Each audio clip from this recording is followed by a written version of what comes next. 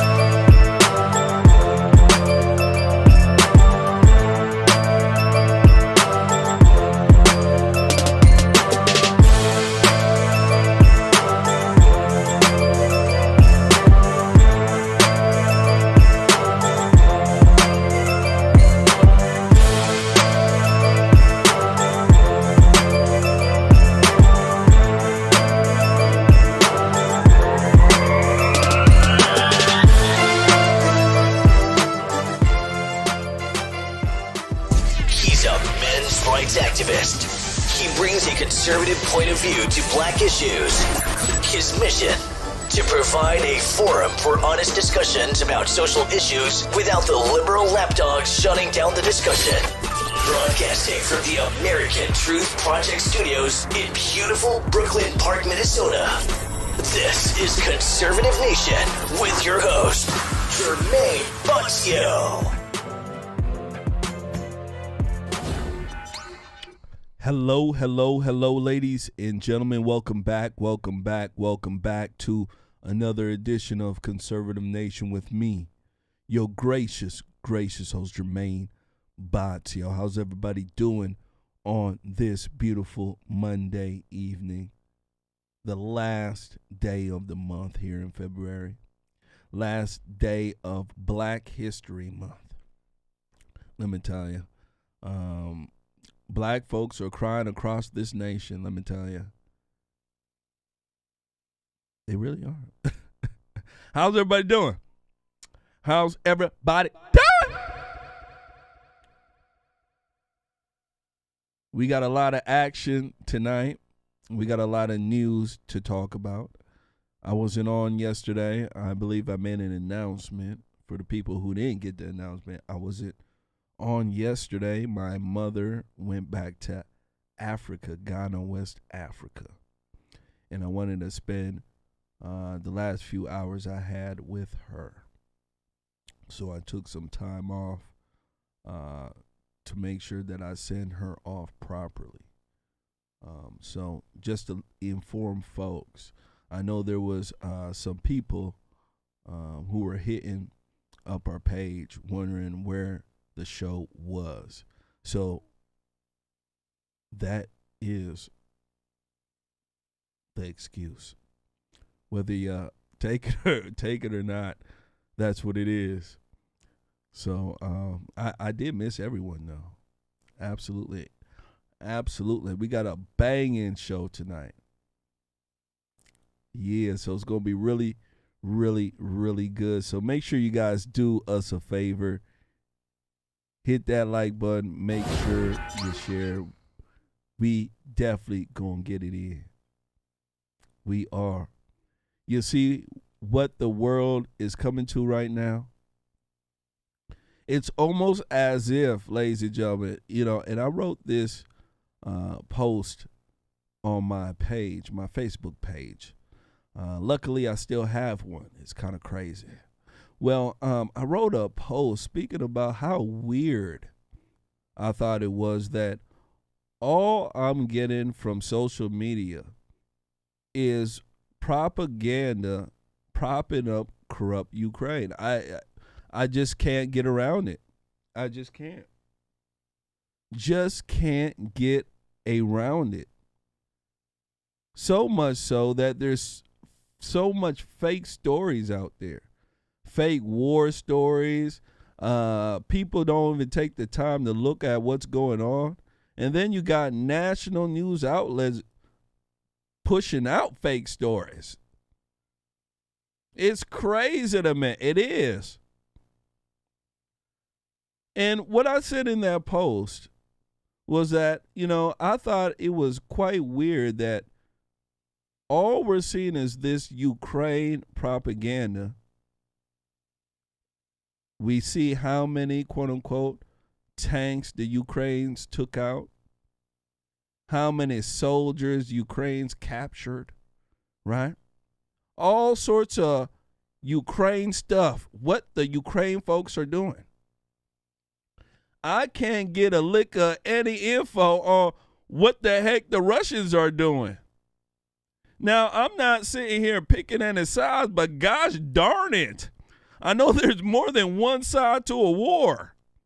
And how big Russia is, I know they get in some traction, regardless of what the hell the media is saying right now. Regardless. So I think I thought it was kind of weird. I'm like, all this, propaganda supporting Ukraine. Democrats are falling in love with Ukraine.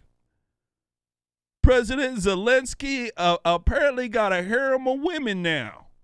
All the women fawning over him. Oh my gosh, look at him. He threw on that vest. Look at him. He grabbed that gun. He ready to fight for his country. All the women swooning over him. I mean, I don't even know what's going on. I'm like, is this a war or love story? What's going on here? It's crazy to me. It is. But that's our world right now. And I'm ready to flame. I'm ready to flame. I'm ready to flame. Make sure you guys hit that like button. Make sure you do share. We're going to need your help. All right. We definitely going to need your help. As you guys know, these folks are crazy. They don't want us putting out this information. They want us to go along with the propaganda. We are not going to do that. Not at all. So I'm going to need your help. Hit that like button. Make sure you do share. First one up here, ladies and gentlemen. First one up. And let me go ahead and share this out here too. Let me go ahead and put this out here.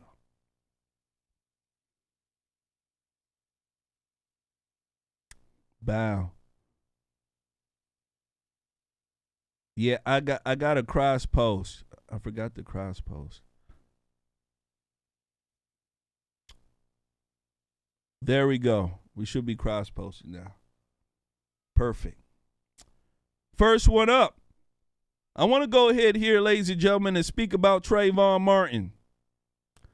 Negroes across the world, mainstream media network sources spent a day swooning and remembering Trayvon Martin. Yes, you know Trayvon. The one that started, let me tell you, the hell here in America, him and Barack Obama. Well, there was a rally in Harlem that marks the 10-year anniversary of the killing of Trayvon Martin. Al, not so Sharpton was there. I want you guys to take a look at this. When it come back, I want to speak about it. Make sure you share. Here we go.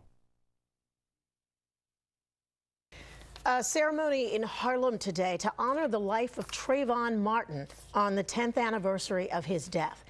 Several speakers took the stage to remember Martin, including the Reverend Al Sharpton, New York City Mayor Eric Adams, and Trayvon's mother, Sabrina Fulton.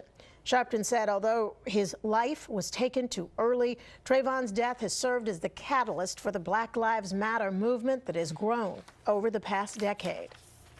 And though we did not get justice in that case, Trayvon Martin's murder, assassination, was the impetus of a movement that has gone on ever since. What He ain't lying, too. Was in the 50s, He ain't lying. Trayvon Martin has been for the 21st century. Trayvon Martin was killed in 2012 when George Zimmerman, head of the Neighborhood Watch program at that time, confronted the 17-year-old as he walked home from the store. That confrontation turned physical and ended with Zimmerman fatally shooting Martin, who was unarmed. Zimmerman was charged with murder but claimed self-defense and was eventually acquitted. There you go. There you go. Ladies and gentlemen, what do you got to think about this? What do you guys think? Trayvon Martin.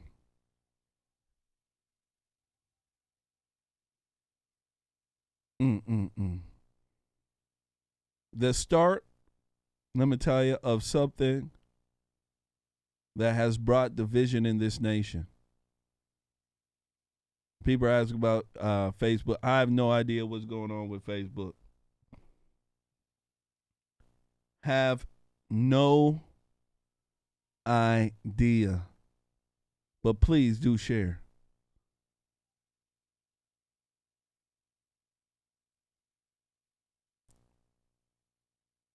Zimmerman. We've said it various times on this show with Zimmerman if you've watched for a while. Zimmerman Neighborhood Watch. I had a lot of problems with Mr. Zimmerman. A lot of problems. This case here, ladies and gentlemen, started hell across the nation. It really did. Turning this case into something that is racial when it didn't need to be. We have an overzealous watchman.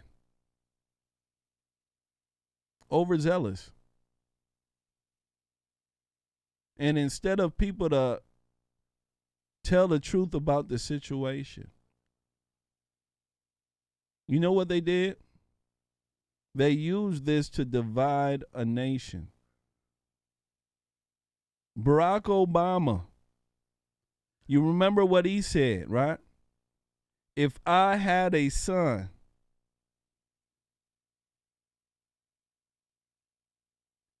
he would look like Trayvon. You guys remember that, right? This is what Barack Obama said. I want people to understand that.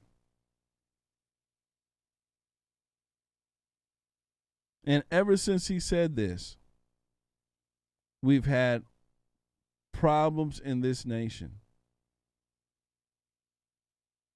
That's why I tell folks, Barack Obama, he's the start of a lot of the nonsense we have in our nation. He absolutely is. And for the people on Facebook, we need the shares to go up. I don't even know what's going on with Facebook. We need the shares to go up on Facebook. No, why nobody can get on Facebook? I don't. How am I not there when I'm seeing myself streaming? That don't make any sense. I could tell you our.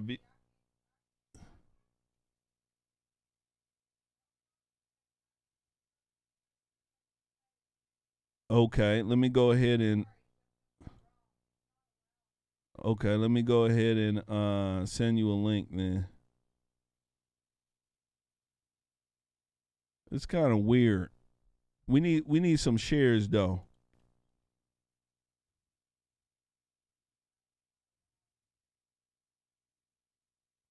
For the people on Facebook, is Facebook acting silly? Yeah, see, Brenda Gibson said, I'm on Facebook sharing and have no problem. See?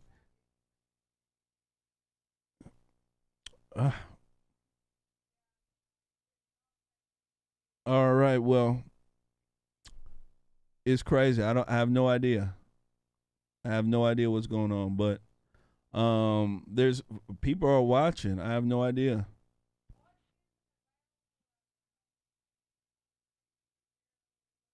Yeah, but Facebook might got something technical going on with it. That's what I'm thinking. Because some people are claiming that the link is not working. Some people are saying that they're able to see. I have no idea.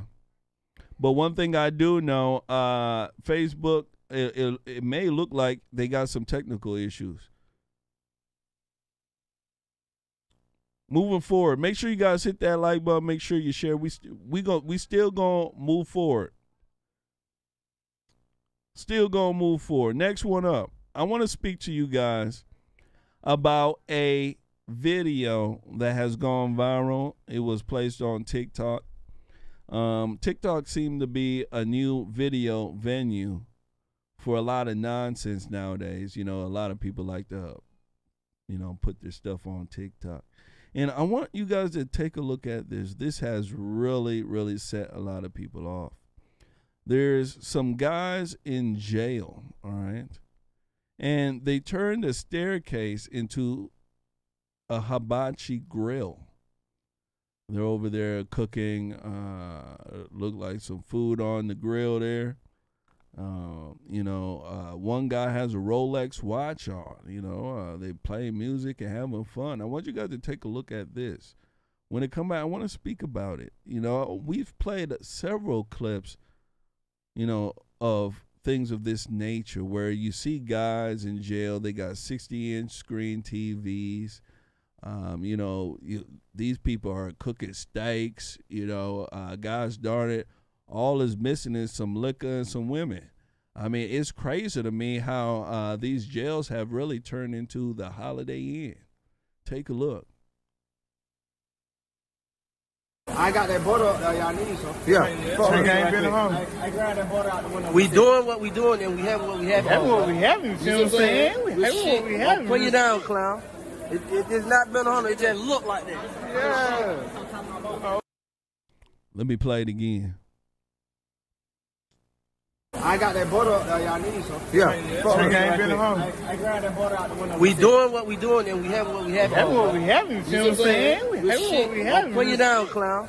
It's not been on. It just look like that. Yeah. There you go. So you see these guys here. I don't even know what the hell they're cooking. I don't even know what the hell they're cooking down there. But they're cooking something. The guy got a Rolex watch. In the back there, it looked like a guy smoking a blunt. I mean, ladies and gentlemen, what is the use of going to jail if you can do everything that you can do outside of jail, inside of jail? I mean, can somebody explain that to me? I mean, I maybe I'm just old school. I used to be a turnkey man. I used to be a jailer, a correctional officer. I mean, is that what they're doing now in the jails? Where you can sit there and you're cooking like you had a hibachi grill? Like you had Benahanas? Shoot. I see why people are eager to go to jail now. I can see, because if jail you're doing stuff like this, prison you're doing stuff like this, people ain't scared. I got that border up there, y'all need some. Yeah. Look at these people. Grab that border out the window. We doing what we doing, and we have what we have. That's what we have, you see what I'm saying? We have what we have. Put you down, clown. It's not been on. It just look like that. Yeah. And then on top of it, these folks, ladies and gentlemen, have cell phones. Haven't you noticed that a lot of these prisoners have cell phones? How are the cell phones getting into the prison there? How is it happening? You can catch prisoners on Facebook. There's prisoners on Tinder. I kid you not. They even got a show right now. My wife's favorite show. Heck, I like watching the show from time to time too. Love and Lockup, where crazy, socially inept folks who can't get a outside relationship look for prisoners to have a relationship with. Most craziest show in the world.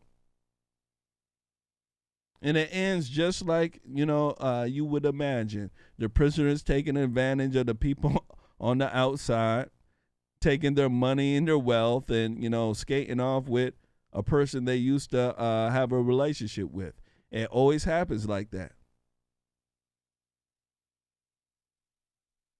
So prison in this country, ladies and gentlemen, has really changed. It really has. Back in the day, I mean, you go to prison, it was hard.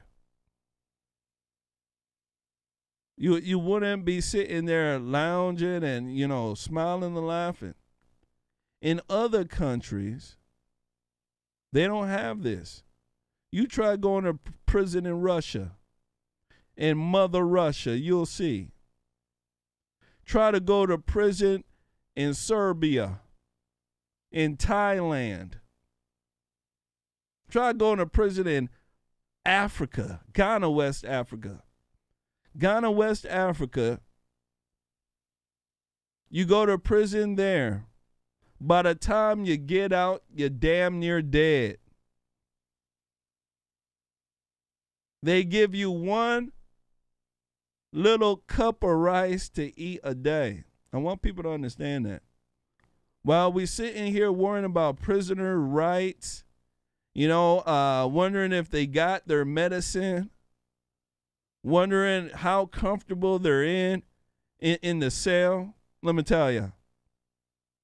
You go to West Africa. They have no cots for the prisoners to sit on or sleep on. They're sleeping on the clay floor, the clay cement floor. When they want to drink water, they go to a watering hole where water is coming out, and then you got to put your hands in like this. Hold on. You see, you got to cup your hand, and then you got to bring the water to your mouth. So I want you guys to understand that's real prison there. That's real prison. You don't get any of those luxuries. By the time you get out of that type of prison, you're anemic. Let me tell you, you're malnourished, and you look like a damn ghost when you come out. Right? You look like Skeletor. I want folks to understand. You look like Skeletor when you come out. That's real prison. That's real prison. Not the prison we have here where you go in and you come out fat as a cow. You go in and you're lounging back watching 60-inch screen TV on your cell phone. They don't got prisons like that out there. Only here in the U.S. where this type of crap is allowed. Where the prisoners are sitting there, turn a staircase to a hibachi grill. Where they're rolling around with Rolexes and wearing Jordans. Outrageous. Shout out to Putin Martin and said thieves lose their hands for stealing in Saudi Arabia. I'm telling you, only here in the U.S. where they'll allow these people to do something like this. That's all I'm saying. You go and look at prison in other countries. You'll be blown away how you would probably say it's mistreatment, but how the prisoners are being treated compared to the way we treat our prisoners here. And you're wondering why people are habitual offenders. In a lot of those other countries, they don't got no habitual offenders. Let me tell you. You go in there, by the time you get out, you're damn near dead. You're so damn near dead. You can't even commit a damn crime, ladies and gentlemen. That's how dead you are by the time you get out of prison. Shoot, by the time you do your second stint, you're dead.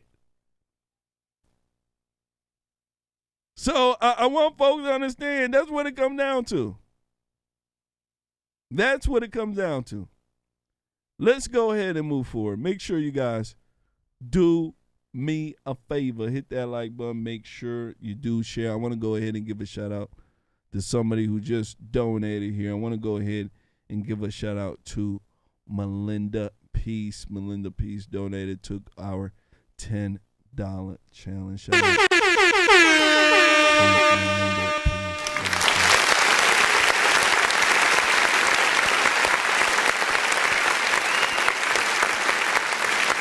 Absolutely. Shout out to Dina Castillo. Says, remember the movie Midnight Express in Turkey? You would go to jail for stealing a candle. Absolutely. Absolutely. That's why I tell folks this. They'll go to jail. You go to jail in other countries. You're damn near dead by the time you come out. In our country, you go to jail, it's the Holiday Inn.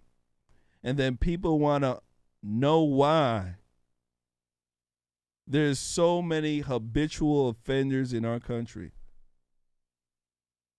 Why would you be scared to go to jail when it's like the Holiday Inn?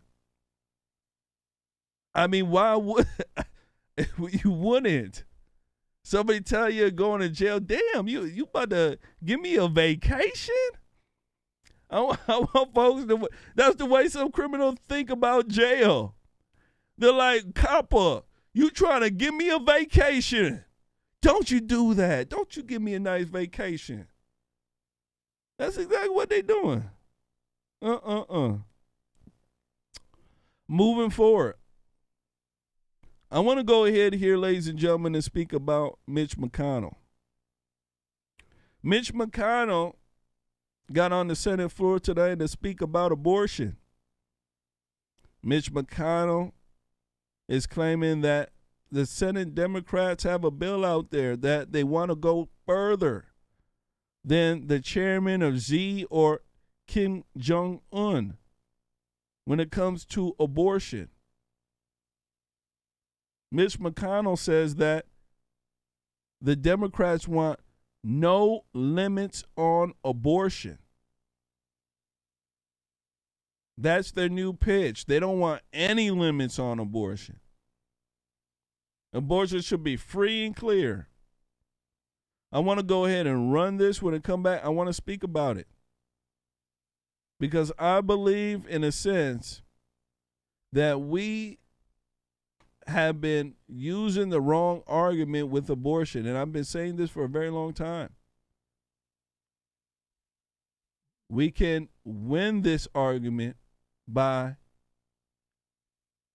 the right message. Here we go. Make sure you guys share. Entirely different matter. With a cascade of major crises testing our country, Senate Democrats are prioritizing a show vote on mandating 9 months of abortion on demand across America. Senate Democrats want to go on record supporting the radical and massively unpopular proposition that we should have functionally no restrictions on abortion whatsoever. Democrats already have the United States, one of just 7 nations in the entire world that allow elective abortions after 20 weeks. This radical fringe policy places us in company like China and North Korea. But now Senate Democrats want to go even further than Chairman Xi and Kim Jong-un. 91% of Americans support some restrictions on abortion during the 3rd trimester. The public overwhelmingly disagrees with Democrats' extreme obsession on this issue.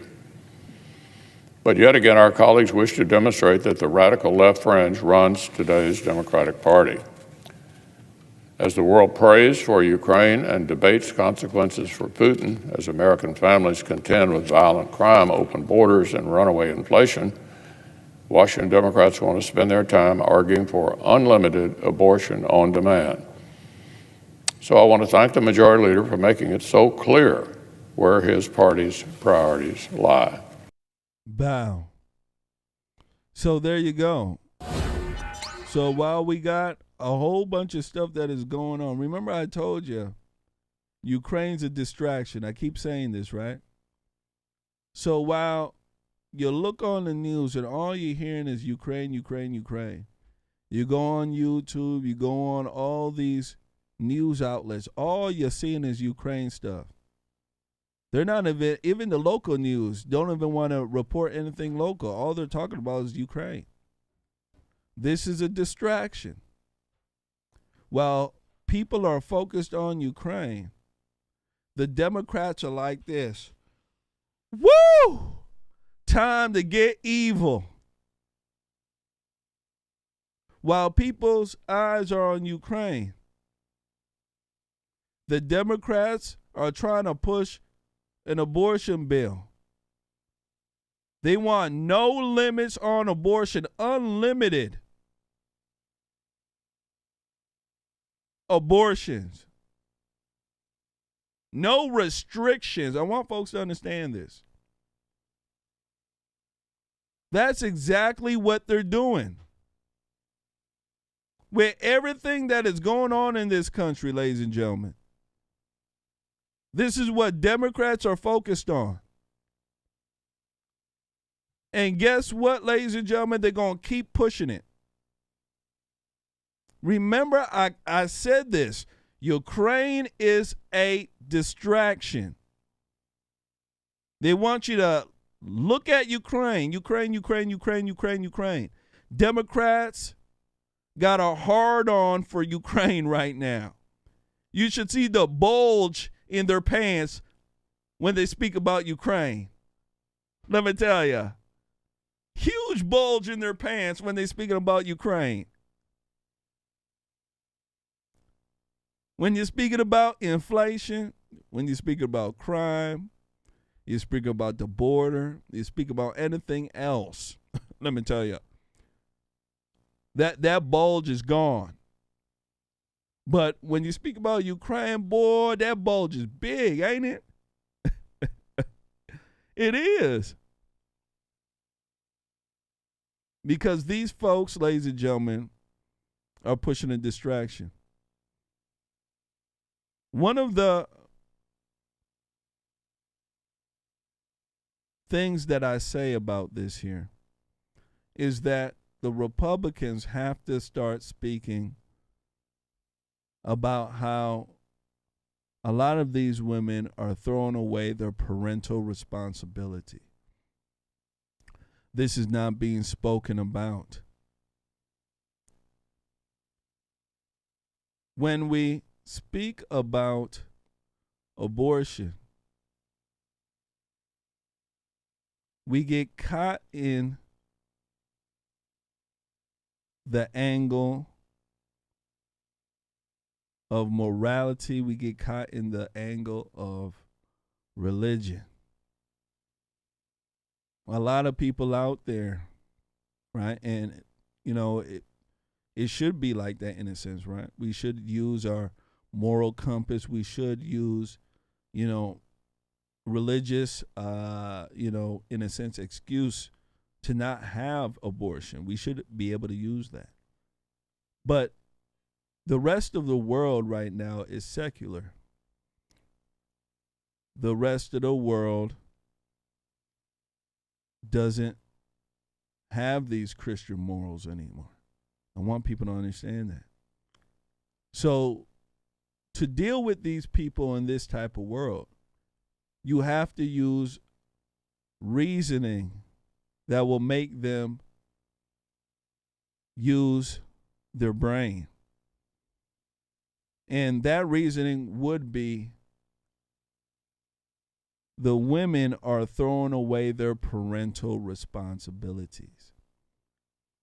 And that's what it comes down to. When women have an abortion, they're throwing away their parental responsibilities. It's not right. It's not fair. And this needs to be spoken about. When we use the religion aspect, you don't move that many folks because there's a lot of people who don't believe in God. Believe it or not, right? When you talk about church attendance in this country, church attendance is less than 20%. So there's an issue there when it comes down to morality. And it's not fair for women to have that quote unquote right to get rid of their parental responsibility, but then get mad at a man when he wants to get rid of his. So, in my personal opinion, the argument for abortion needs to be put out with the onus on the women. Because without having the responsibility put on them, this issue keeps going forward. This issue affects them, and there has to be honesty when presenting this type of argument. And when you speak to folks about abortion, you'll always get, well, there's no judgment here. And all that type of talk, when I hear ain't no judgment here and this and that and this and that, that sound like liberal talk to me. That sound like Satan talk to me. People don't change without a conviction. Do you understand? I want people need to understand that. You don't change without being convicted, either by yourself, by somebody in your life, or by something that convicts you, that makes you stop and think and say, you know what I was doing was wrong, right? That puts the onus on the individual. When we speak about abortion, it's almost as if we're speaking about other folks. Right? People who aren't humans out there. The onus needs to be on the people who do it. And when you have rhetoric that is convictory, right? You're convicting folk through your rhetoric. The people who are doing this will change. Right? It's called shame. We've taken away, quote unquote, shame out of this country. Right? It used to be shame for having babies out of wedlock. Since we took that shame out, babies out of wedlock went through the roof. Even shame for crime. Used to, in this country back in the day, if you did a crime, your family would be ashamed of you. I want people to understand, your family would be ashamed of you. To the point where they would lie about where you have been. Hey, where's so-and-so? Oh, so-and-so's on vacation. Now, they don't care if you go to jail. Your family's ready to tell folks you went to jail. And when you come out, you get a party. So these are the things in our country that we need to change. And these are the things that are happening. So we have to put the responsibility, we have to put the onus on the people who are doing it. And because the people who are doing it are women, you'll see people in the GOP, it's almost as if they're talking about, some aliens out there. The women who are doing it, they're absconding from their personal responsibility. And once they are convicted, once they are spoke to in this sense, you will see a lot of them start to change their tune. They'll start crying. They'll do the whole circus act. And that's the conviction act. When you are convicted, that's what you do. That's what happens. That's what happens. Let's go ahead and move forward. Make sure you guys hit that like button. Make sure you do share. Yeah, absolutely. You want to see if you have a demon? You start following what God wants you to do. You stop doing the stuff that you ain't supposed to do. You'll see if you're in control of yourself or not. Yeah, you'll see. That's exactly when it comes down to abortion. You'll see. As soon as you tell them that, you'll see the demons start coming right out through the roof. Let's go ahead and move forward. Make sure you guys hit that like button. Make sure you do share. Make sure you share. All right, we got a lot more to discuss here. I want to go ahead here and speak to you guys about an actress. This actress goes by the name of Anna Lynn McCord, 34, posted a bizarre poem online. Now, this actress used to be on 90210.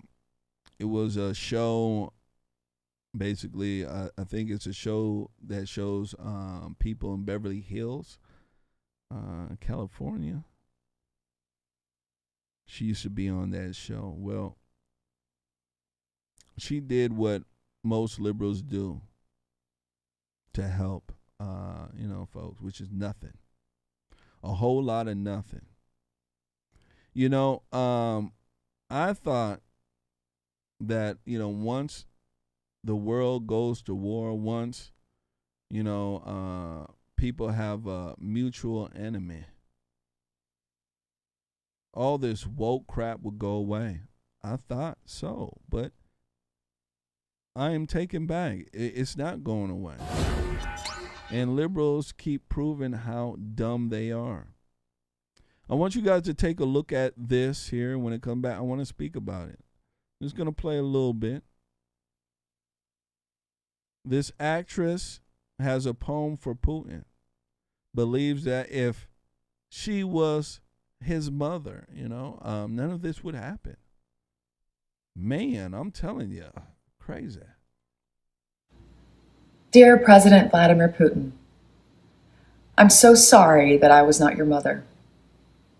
If I was your mother, you would have been so loved, held in the arms of joyous light, Never would the stories plight the world unfurled before our eyes, a pure demise of nations sitting peaceful under a night sky. If I was your mother, the world would have been warm. So much laughter and joy, and nothing would harm. I can't imagine the stain, the soul-stealing pain that the little boy you must have seen and believed, and the formulation of thought quickly taught that you lived in a cruel, unjust world. Is this why you now decide no one will get the best of you? Is this why you do not hide nor away shy from taking back the world? Was it because so early in life all that strife racked your little body with fear? If I was your mother, if the world was cold, I'd have died to make you warm. I'd have died to protect you from the unjust, the violence, the terror, the uncertainty. I would have died to give you life. Oh, dear Mr. President Putin, if only I'd been your mother. Perhaps the torture of unwrit youth would not within your heart imbue a scription to such fealty against that world that you thought was so cruel. Perhaps you would hold dear human life, and on this night, instead of Mother Russia, you would call me, and I would set your mind quite free with the love that only a mother can give. Bow, and I'm going to stop it right there. I cannot listen to anymore. If you were Putin's mother, you would do what most liberal women do. You would probably put the boy in a dress. You would say, Putin, you could do whatever you want. You could be whatever you want. If you want to be a cat today, Putin, you could be a cat. You want to be a girl today, Putin, you could be a girl. I don't trust liberal women. I don't at all, because their emotion drives them to do some crazy stuff.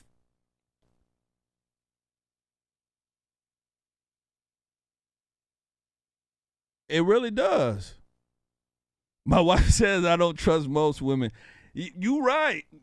Yeah, you right, sweetheart. Yeah, I don't trust most women. You right, sweetheart. She ain't playing. I ain't playing either. Don't have to be liberal either. Shout out to my wife. No.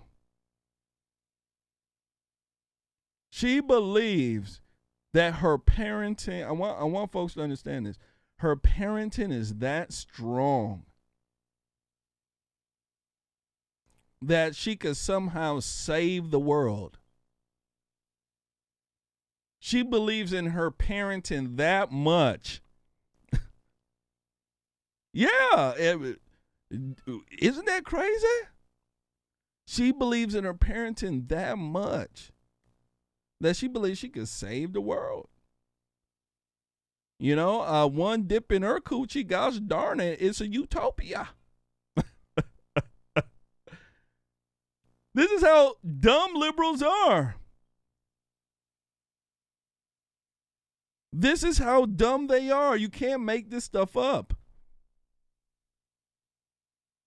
Believing that somehow a poem is supposed to do something. And then you got other retarded liberals trying to copy her.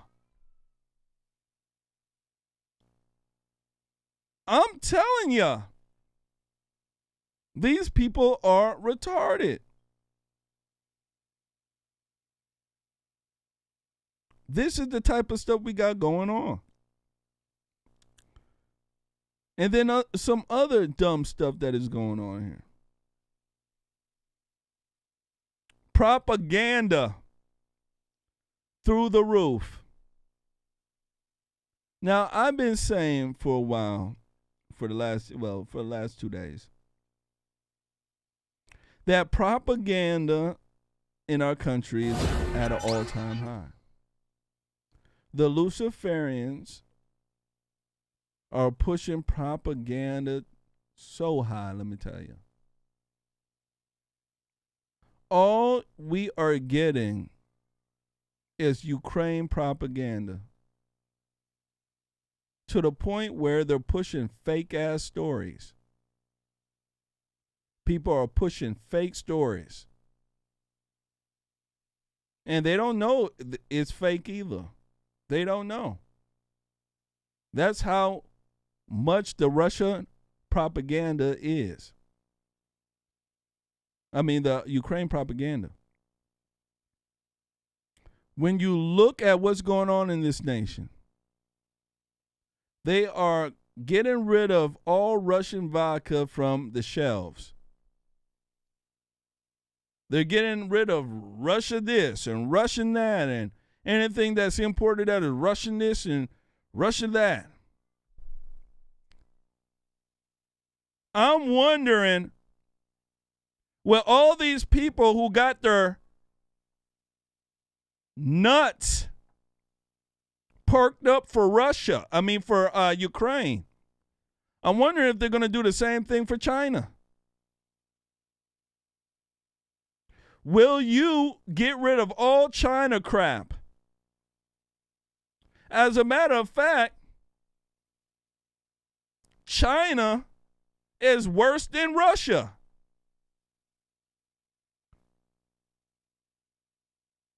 If you want to know, China is worse than Russia. China has forced slave labor camps. They have slaves. They're killing folks by the boatloads. But yet, the Luciferian propaganda is high on Russia. They want them gone. Why can't anybody see that this is a gosh darn monkey wrench they're throwing in here? I want to go ahead and run this clip here. This comes from The Hill. Shout out to the guys at The Hill and The Rising.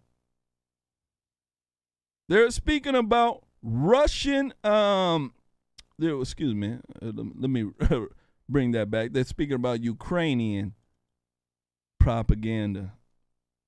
And what they're saying is that this Ukrainian propaganda is out of control, just like I said, to the point where they're pushing fake-ass stories. This video here details the latest fake stories being pushed by people on the web about Ukraine. All the stuff that you see about Ukrainian, they're capturing soldiers and this and that and this and that. A lot of it's fake. Yeah. It's fake. That's why I said a lot of this stuff that's coming down, it seems so silly. So many stories about Ukrainian soldiers, this and that. When they don't, their military ain't even up to par. I want you guys to take a look at this. When it come back, I want to speak about this. Because our nation right now is picking sides in this. A lot of people who are, how can I say, naive, don't do any research. They believe Ukraine is, the government is beautiful. The people are beautiful. I mean, it's almost as if they know nothing about Ukraine. They just know that Putin's a tyrant, right? They're likening him to Hitler. Now, my goodness gracious, I'm not on anybody's side. I don't even like Hitler. But my gosh, can the man rest? And not everything can be Hitler. Let me take a look at this. When we come back, we'll speak about it. Make sure you hit that like button. Make sure you share. Help a brother out. Certainly do. Please, please, oh please. Here we go. A rain of missiles. We're horrified. So I want to go through some of the most egregious examples of the fake news circulating around, but I have to preface this because we are in a Western nation that is supportive of Ukraine in this conflict. The vast majority of the fake news that we see circulating is anti-Russian. So I'll be debunking a lot of this type of information. However, I have no doubt similar fake news is circulating in Russia and in pro-Russian countries, showing fake news that is disparaging of Ukrainians. We're just not seeing much of it, so I can't debunk it. So keep this in mind before you lash out at me and call me a pro-Putin Russian asset at the end of this segment. So let's start with what I think is the most astonishing example of fake news circulating. It was being reported that 13 heroic soldiers on Snake Island were confronted by a Russian warship. The audio recording shows the Russians telling the Ukrainians to lay down their arms to avoid bloodshed and unjustified deaths. The Ukrainians are infamously heard saying, "Russian warship, go F yourself." It was then reported they fought valiantly until they were all killed by the Russians. President Zelensky even announced he would posthumously award the men medals of valor. Well, it turns out whomever claimed they had died was mistaken. Instead, the Ukrainian border guard disputed whether anyone was killed, and shortly after, video footage emerged of the Russians giving food and water to the 82 men, not 13, from Snake Island, who were then being transferred to Crimea. Some of the soldiers have now given interviews saying if the Russians wanted to bury him, they would have, and now they instead will go home to their families. Another shocking video was of a tank swerving in the street and running over a civilian car. Totally shocking video, jaw-dropping. But thank goodness the person actually survived this crushing experience. Media was reporting this as a Russian tank and using it to show the callousness of the Russians and their invasion. But it turns out this was actually a Ukrainian tank that had lost control and accidentally ran over that vehicle. And I'm sure everyone involved was relieved that person was okay. Russian tanks are marked with white Z's, by the way, for future reference when you're looking at any video. Now, many of you saw the heart-wrenching video of the father saying a very tearful goodbye to his wife and daughter as he goes off to battle. This was being reported as a Ukrainian man sending his family to safety while he fights against the Russians. Well, the man is Ukrainian, sort of, I suppose. He's one of the rebels in the Donetsk People's Republic. He was sending his family to Russia for safety while he stayed behind to fight Ukrainian forces. The original video was posted by the mayor of his town several days before the Russians invaded Ukraine. And of course, I can't leave out the ghost of Kiev. There's footage of a fighter pilot downing several Russian jets. The video, of course, went viral with millions of views. The claims are this pilot took down 6 Russian jets in one day. But now, by the way, that number's jumped up to 10 Russian jets being taken down. Now, a fighter pilot who takes down 5 planes throughout the course of their entire career is called an ace. So to have 6 in one day or even 10 in one week is incredible. It's actually unbelievable, in fact. And it turns out the footage is from a video game called Digital Combat Simulator. But even with this video being debunked, the former Ukrainian president, Poroshenko, is tweeting that it's real and even shared a masked photo of the pilot. And there's a lot of wild claims going around of who the pilot is. There's a lot of talk that maybe the pilot's even a woman.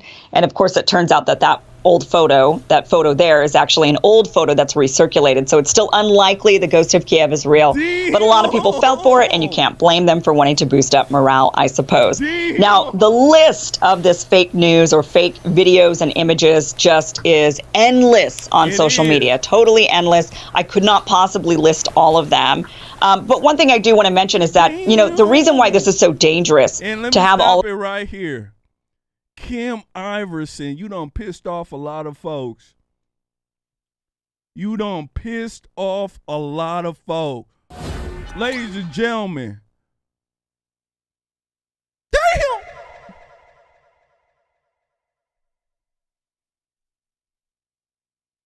Damn.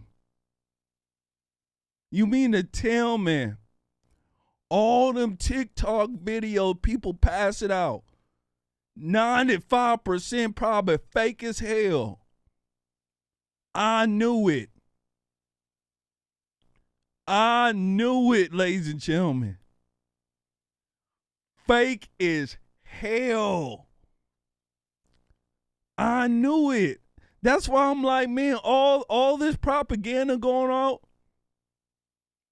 I was like, man, something going on here. Come to find out, propaganda through the roof. All of it's fake. Even the last one, the ghost of Kiev. I haven't seen a lot of my followers passing that out. I even thought it was real too. Come to find out, Footage taken from a video game. Oh! Photo of the guy was actually a chick taken 2 years ago. Oh! Tank crushes car. Was it a Russian one? It was a Ukrainian. Oh! Snake Island.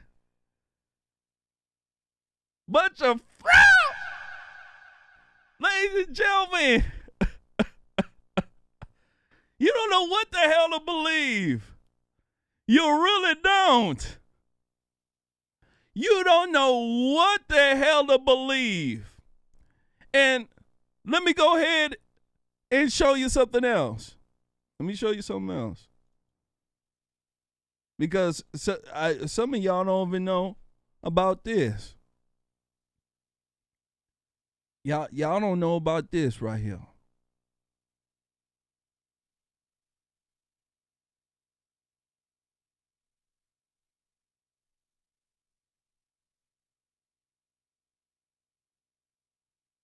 Let me transition. I want you guys to take a look at this.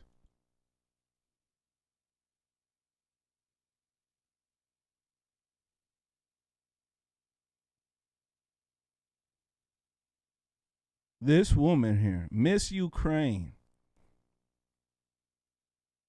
tiara for assault rifle. This is the most bullshit article that I've read in a long time. It's so much fake propaganda. This rifle here is an airsoft rifle. I want people to understand it doesn't even have the bolt action here. It's an airsoft rifle. If you know rifles, all you got to do is take a look at the rifle long enough and things will start pointing out that it ain't real. They got this woman sitting here with airsoft rifle. She even got the ballistic glasses that they give with the airsoft gun. I want people to understand this. This is a fraud. And then when you go in here, you go ahead and see people put this propaganda, fight with an airsoft gun, old pics revived again. You guys see what I'm talking about here when I talk about propaganda. It gets to the point where these people are pissing you off by giving you bullshit. Right? Crazy. Please go to your mom and dad. And then you got more folks speaking of, look, says people pulled out a Nerf gun right here. If you know about rifles, all you got to do is look long enough and you can point out the fakeness. They must have had a noob who put these together.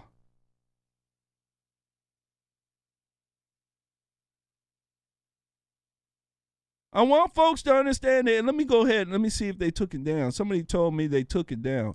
We're clicking on the link right now. Let's see if they took down the post because this is a fake ass story. Let's go ahead and see. We clicked it. Oh, look at this. They done got rid of the story, ladies and gentlemen. They got rid of the story. I want you guys to understand that. This story right here, you click on it, it go to the link to the story. You click on it now, bow, they got rid of it. That's how fake it was. And all I'm saying is that they should be able to just be honest and show us both sides. The U.S. is taking up sides, so now they got the American press pushing out fake stuff to prop up the corrupt government they want to win. That's crazy to me. And what's more crazy is that they'll put a story up like this, and then the woman got an airsoft gun. Like they couldn't. They couldn't even. And then she admits she never shot a rifle before, and she said that she was holding an airsoft. It blew my mind. I was like, Fox, you done stepped in it. But they got rid of the story, so they're hoping nobody will see it. I'm making sure people see that for certain. So I wanted people to see that. Let's go ahead and move forward. Let's go ahead and move forward. All the fakeness. Don't you gotta love it? All the fakeness around. All the stories that you guys been sharing, most of them are fake. Most of them are fake as hell.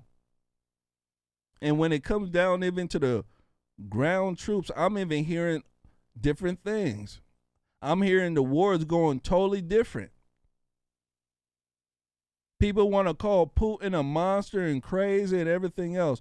I want people to understand what a real invasion looks like. They come and they kill everybody. They kill mostly everybody. Putin comes in with his soldiers. The soldiers are arguing with old folks, right? This is what they're showing you. Arguing with old people, right? They're not really bombing and destroying the infrastructure that you should be doing when you're going in for a real invasion, a large-scale invasion. Large-scale invasion, you're taking out the infrastructure. Putin's not doing that. He's actually keeping the infrastructure intact. I want people to understand this.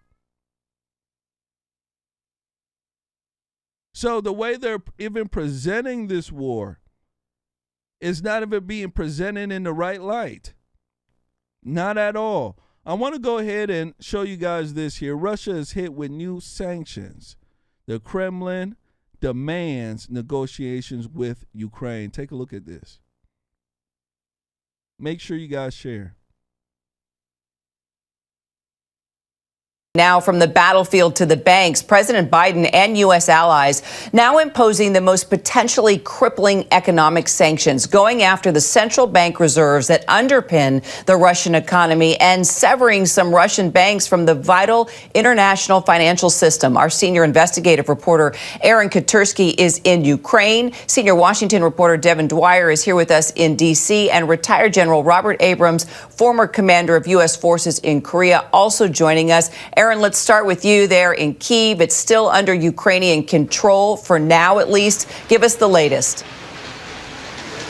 It is under Ukrainian control, and the Ukrainian military has almost been boastful about the successes it has had with troops and also this civilian army that they've been able to build up, handing out weapons to civilians, including members of parliament, and also encouraging citizens to make Molotov cocktails and guard their own neighborhoods, stacking tires and sandbags to create checkpoints just in case Russian troops should advance. And the Ukrainians have been emboldened, I think, by these calls, by the shows of support from President Zelensky, who's appeared on social media to rally the troops and to rally the country to its own defense.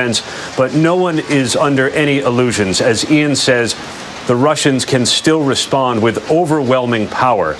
To that end, Zelensky has now been willing to negotiate, it seems. He'll send a team to the Belarus-Ukraine border. He wasn't going to go all the way to Minsk because he didn't think Belarus was indeed neutral ground, but he will go to the border and meet a Russian delegation there and perhaps try to work out something. But there is still fighting raging in this country, Kira. And while that is happening, Devin, let's talk about cutting Russia off from the SWIFT system now, the nuclear option for sanctions. What exactly will be affected now? Explain this to us. Yeah, Kira, the French foreign minister this morning called it the financial nuclear weapon. But the bottom line is we haven't seen the details yet. The White House is saying this is a coordinated blow to Russia that will further isolate them from the global economic system.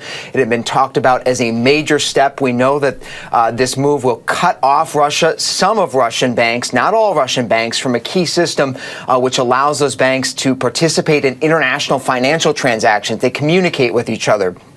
So this will make it much harder for those banks to do business. That could further isolate Russia in the economy. We'll have to see what the details are in terms of how significant an impact this will have. Perhaps an even bigger development, though, Kira, overnight, was that the White House is now targeting Russia's central bank, $600 billion in foreign reserves. That is money that Vladimir Putin has said he has saved up for a rainy day fund, if you will, if and when these Western sanctions hit. That is now being frozen around the world with that move. That is significant. And we also know, Kira, that this all follows those efforts late last week by the White House to freeze out some of the richest, most powerful Russians, those oligarchs, from their reserves in international banks, and also things like yachts that are parked at ports around the world, and golden passports, things like that, to be able to travel. So really putting the pinch on Russia. And General, now Putin is ordering deterrent forces on high alert, including actual nuclear weapons. What do you make of this? The fact that he's rattling his saber here, is this of concern, or is this just Putin being Putin?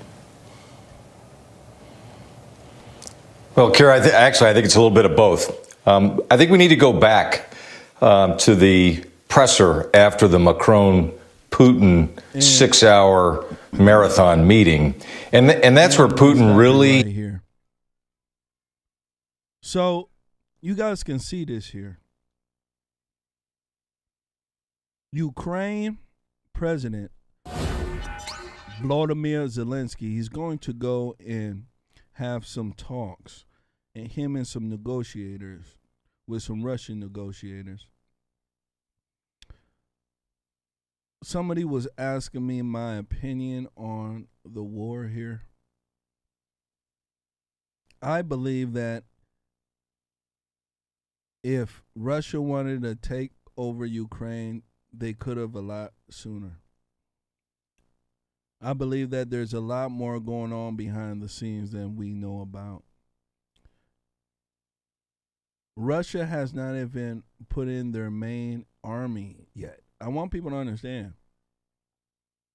What you're seeing is not even their main army, their main forces. He has the air power. I don't think people understand it. He has the might to take over the country. When he wasn't bombing the infrastructure, I said right away, he's not really trying to take over it like that. I don't know if he's pushing this to get a negotiation to have, that man step down. Zelensky step down. I have no idea. I know the president of Belarus, they're in talks of helping Russia, sending troops down there as well, taking them off the SWIFT banking. They're only taking off some banks, and one of the main ones you heard was the main Russian one, the Central Russian Bank. All this, ladies and gentlemen, is going to cause isolation and war. It is a world war, actually. It's crazy. But I don't think that this war is being presented how it should be. Because Putin has the army to do what he needs to. And he's not taking out the infrastructure.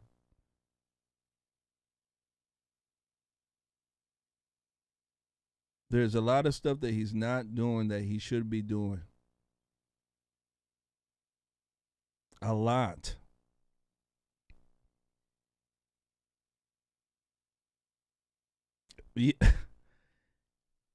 if Putin doesn't, and this is my take here, if Putin doesn't get Zelensky to somehow capitulate, either he says that he's not going to join the union there, the European Union,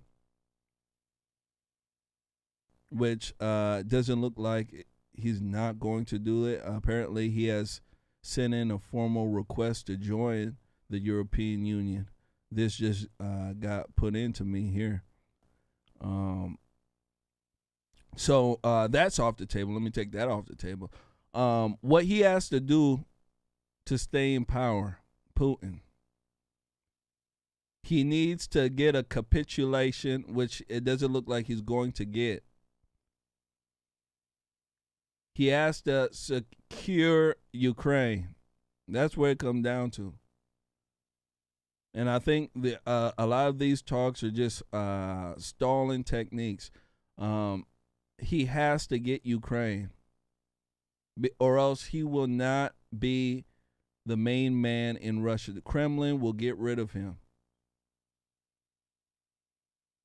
That's the way it is. He is at a point of no return right now. He has to secure Ukraine.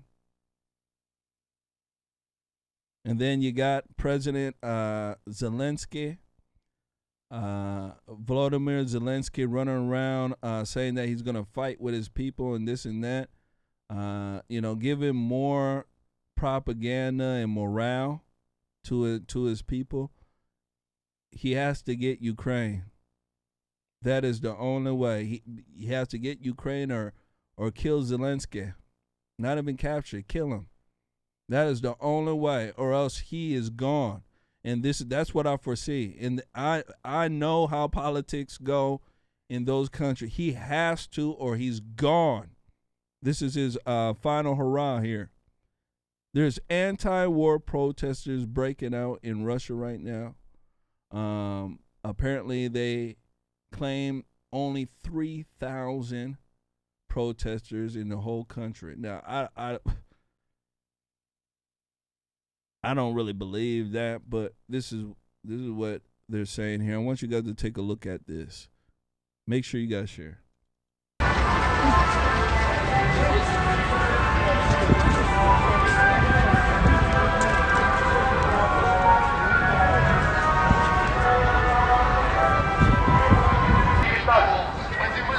Восстановление главного государственного санитарного врача Российской Федерации номер 9 и номер 15.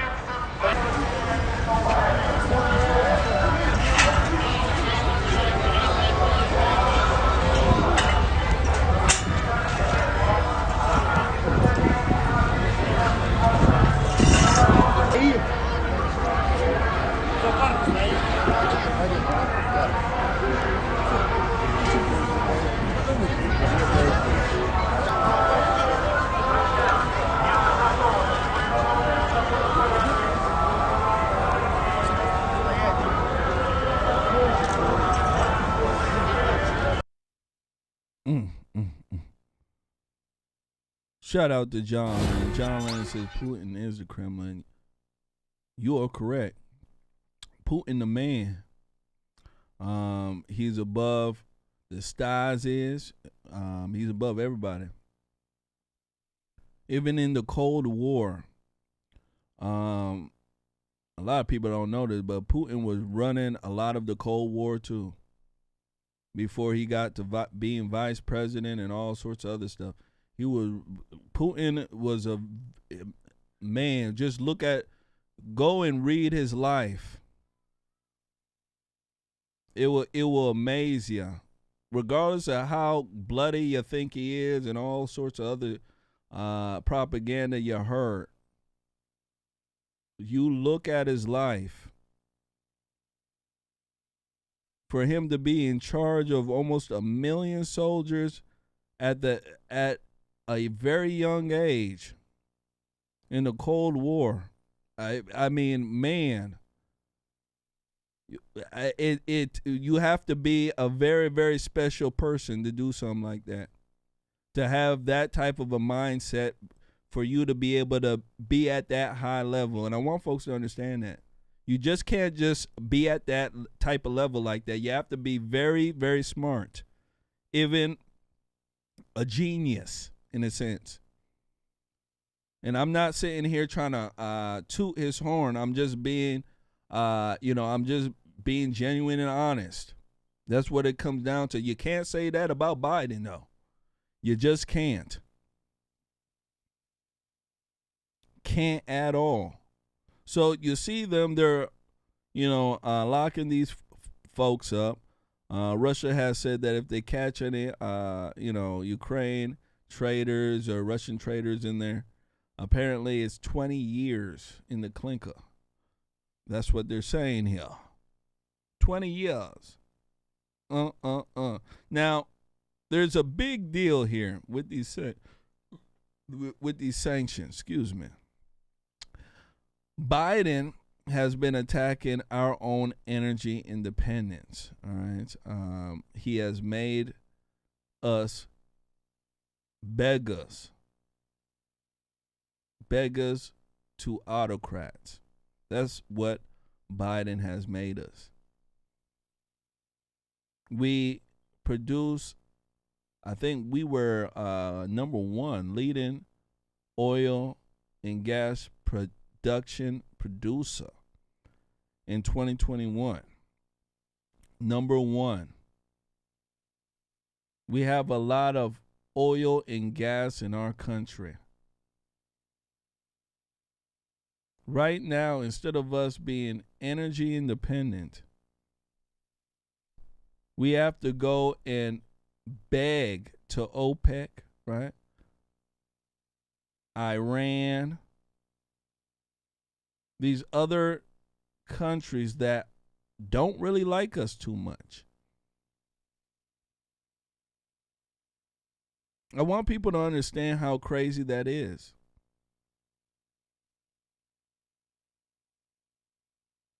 Biden has really put this country in a very big bind.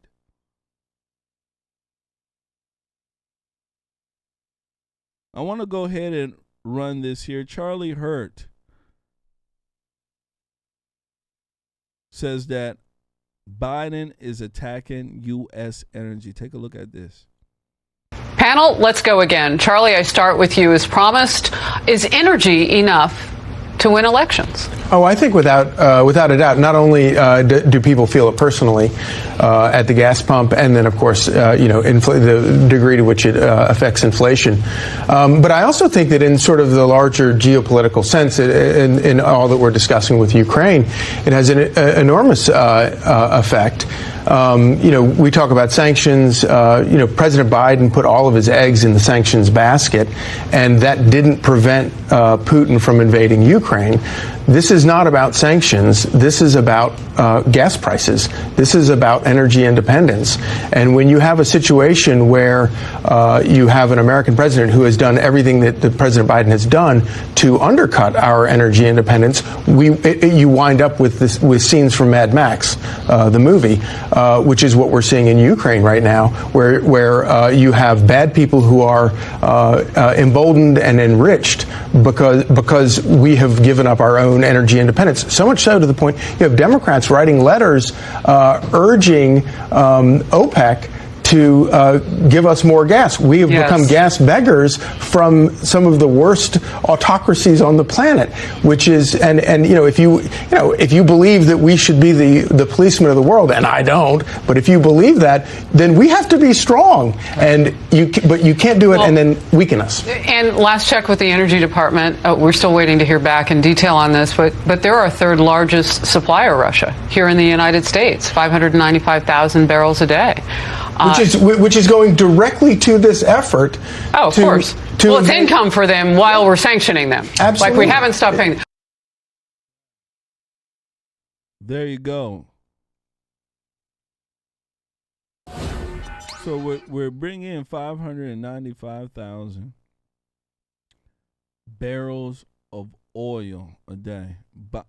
buying it from the Russians. So while they're speaking about quote-unquote sanctions, we're still paying them for oil. Ain't that crazy? This is how dumb this is. It's super dumb. If Trump was in office, this would have happened. There's a rumor around that Trump said that if Putin attacked Ukraine when he was in office, he would bomb Moscow. And guess what? That rumor must have had some very, very strong legs because Putin didn't attack. Haven't you guys seen the way Putin does it? He waits for a liberal president to get in there. He waits for a liberal dummy. When Putin attacked Crimea, that was when that fool was in office, Obama. He knew Obama was a weak, long-legged Mac Daddy fool. So he waited and attacked when Obama was in there. When Trump got in there, he was like, I don't know what this man would do. And he mean what he said. As a matter of fact, we're going to wait. Shoot, he might hit that nuclear bomb. We're going to wait. We're going to wait. And then when Biden got in, Mr. Magoo, he said, full steam ahead, baby. We got some idiots back in office. Full steam ahead. So Putin is smart, taking advantage of weak leadership. And Democrats provide weak leadership because of their ideology. I want people to understand it. Not who they are, but how they think.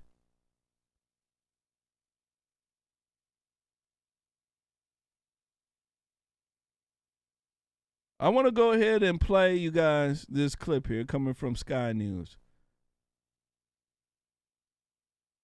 And it speaks about Kamala Harris and how painful she was to hear during these Ukraine talks. Apparently, a lot of people were talking about this. They're like, where's Joe Biden on this? Take a look. Well, every Monday I'm joined by best-selling author and associate editor of The Spectator, Douglas Murray. Douglas, you wrote a superb piece in recent days about Vladimir Putin and how Mad Vlad has watched the weakness of the US president. He saw the shambolic withdrawal from Afghanistan and he's now made his move. Douglas, did the Biden administration's weakness embolden Putin to act? I think it's clear that Putin was watching very clearly, very closely, and there was a reason why he didn't act in the 4 years of the Trump presidency. I'm not a great advocate of Donald Trump, but I mean, it seems perfectly clear that Donald Trump was a kind of deterrent to Vladimir Putin. Whether the rumors are true that Trump is reported by a number of people to have actually said to Putin at one point that if Putin invaded Ukraine on Trump's watch, that Trump would bomb Moscow. Who knows? Something like it is possibly true. He was certainly deterred, Putin, for the 4 years of the Trump presidency. During the Biden presidency, clearly he's been keeping a close eye on things. Don't forget the troop buildup on the borders of Ukraine began last March. This is almost 12 months that this was happening. And during that time that Putin was amassing forces on the borders of Ukraine, of course, he watched the very ignominious American withdrawal from Afghanistan. He saw with increasing clarity, the fact that the West does not want war for very good and unnecessary to rehearse reasons. But he saw that. And he obviously thought that, therefore, this was his moment to go into Ukraine. Of course, the flip side of that is that it may well be Vladimir Putin who has miscalculated very badly. Absolutely. He's sustaining losses there and it's not going as he expected. But I wonder whether President Biden's own personal weakness, not just the shambolic nature of the Afghanistan withdrawal or the ineptness of his administration, but the president himself, he seems to be weakening by the day. His deterioration is hard not to notice. Is that having an impact at all on how Russia's behaving, on how China may behave in the future? Well, I would say it's not just about President Biden. It's about Vice President Harris. You know, Kamala Harris was sent to the Munich Security Conference last week, just ahead of the beginning of hostilities in Ukraine. And it was just painful to watch. You know, there isn't a single domestic issue, or indeed any international issue, that Kamala Harris has yet solved. None. Zada, nilch. She's not solved the southern border question in the United States. Yet President Biden sent her to Europe to address the looming war in Ukraine. And it was a quite extraordinary thing, by the way.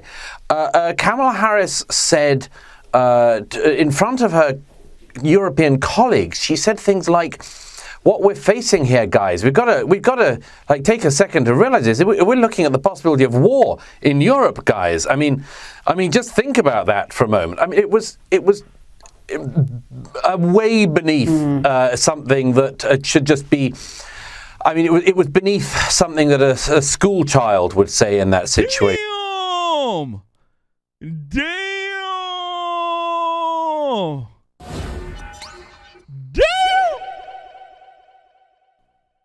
He said it was beneath something a school child would say. So what he's saying here, ladies and gentlemen, is that Biden sent Kamala Knee-Pads Harris to Europe to try to figure out this problem here. Even though she hasn't solved not one domestic problem here in our country. Just like he said, shout out to him, really good. And then while she's in front of world leaders,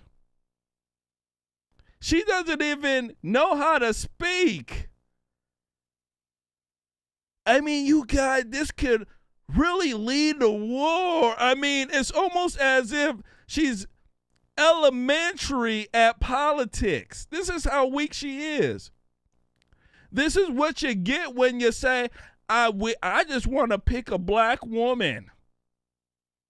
This is what you get when I don't care about who's the best. I need a tranny. When you only look to appease the radical left. You don't pick good folks.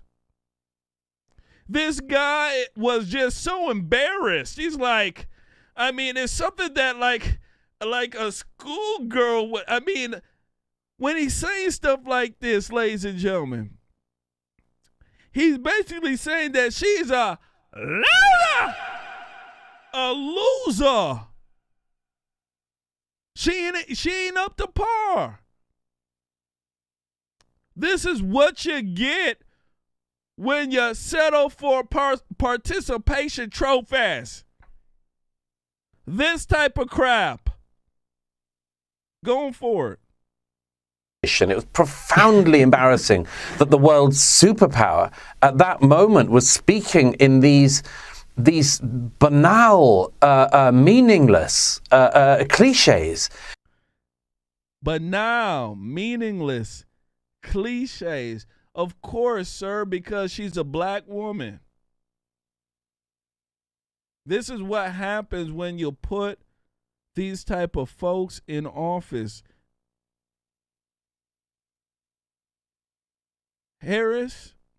Kamala Harris, she can't perform at that level, ladies and gentlemen. A lot of the stuff she's saying, these folks are like, of course we know this.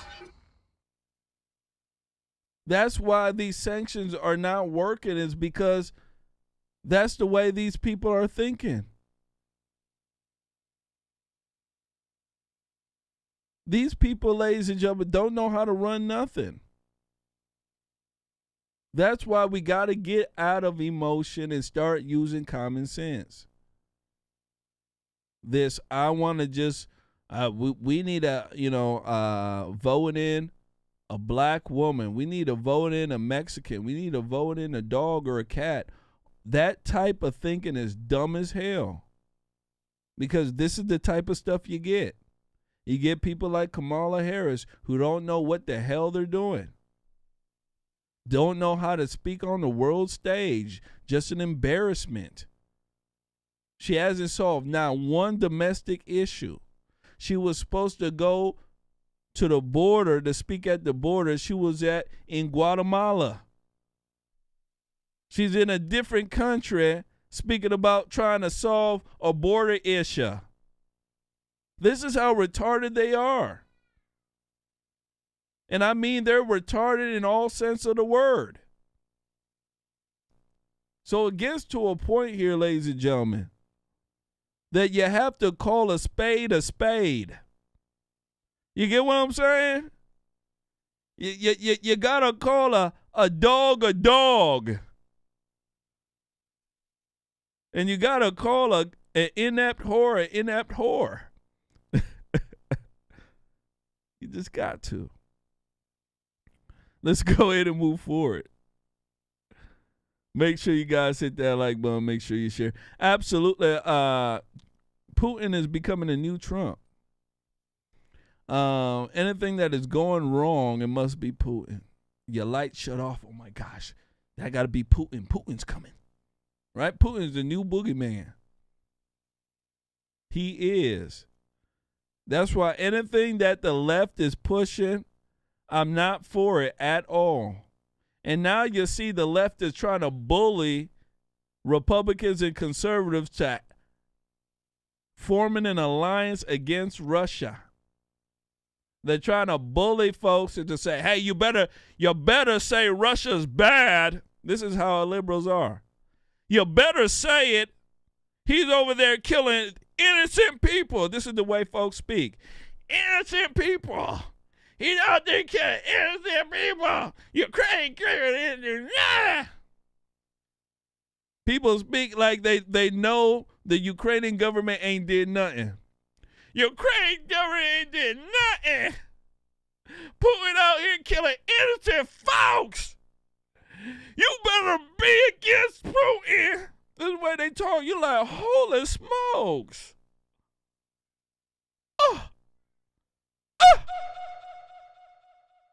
Propaganda's strong, ain't it? It's real strong. But a man who knows the propaganda is strong, who knows the truth, ain't scared to say it. President Trump, he was at CPAC this weekend. And let me tell you something, gave a fire speech. Now, they had another PAC out there. I think it was the American First convention. What is it, Super PAC convention or something like that? They had a lot of people at that other PAC there, American First convention one. Apparently, American First and the CPAC, they don't like each other for a lot of reasons. But we'll get into that in a different show. I want to speak about Trump. Now, Trump, in his speech, spoke about Putin. He says Putin is smart and our leaders are dumb. I want you guys to take a look at this. Here we go. Yesterday, reporters asked me if I thought President Putin was smart. I said, of course he's smart, to which I was greeted with, oh, that's such a terrible thing to say. I'd like to tell the truth. Yes, he's smart. The NATO nations, and indeed the world, as he looks over what's happening strategically with no repercussions or threats whatsoever, they're not so smart. They're looking the opposite of smart. If you take over Ukraine, we're going to sanction you, they say. Sanction? Well, that's a pretty weak statement. Putin is saying, oh, they're going to sanction me. They sanctioned me for the last 25 years. You mean I can take over a whole country and they're going to sanction me? You mean they're not going to blow us to pieces, at least psychologically? The problem is not that Putin is smart, which of course he's smart, but the real problem is that our leaders are dumb. Dumb. So dumb.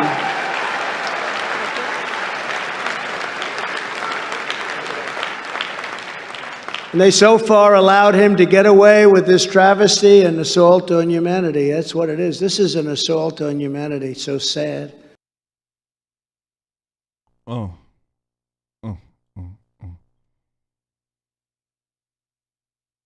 What do you guys think about this? I want to go ahead and give a shout out to Fred and Yvonne Garrison. I want to go ahead and give you guys a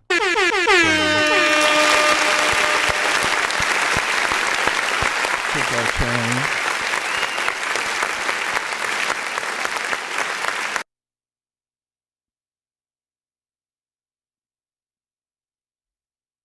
Shout out to y'all. Took the challenge, says they challenge at least one other person to a $25 challenge.